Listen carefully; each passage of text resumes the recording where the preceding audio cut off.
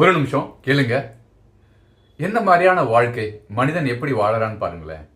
நமக்கு மரணமே இல்லை அப்படிங்கிற மாதிரி நினைச்சு வாழறான். ஆனால் மரணிக்கிறப்ப வாழவே இல்லை அப்படிங்கிற மாதிரி உயிரை விட்டு போறாங்க.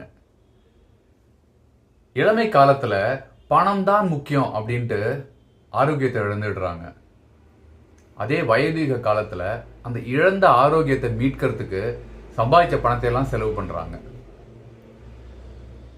நிகழ்காலத்தை பத்தி யோசிக்காம எதிர்காலத்தையே நினைச்சு வாழ்க்கையை வாழறாங்க.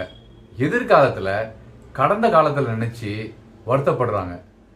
இப்படி நாம ஒரு ஸ்டேஜில் எதை நோக்கி ஓடுறோம், என்னதுக்காக வாழறோம்னு தெரியாம யாரோட கனவையோ தேடிட்டு இருக்கோமே, நாம நமக்காக எப்போ வாழ போறோம்? இது உளவியல் உண்மைங்க. யோசிச்சு பாருங்க. Thank you so much. பாய்.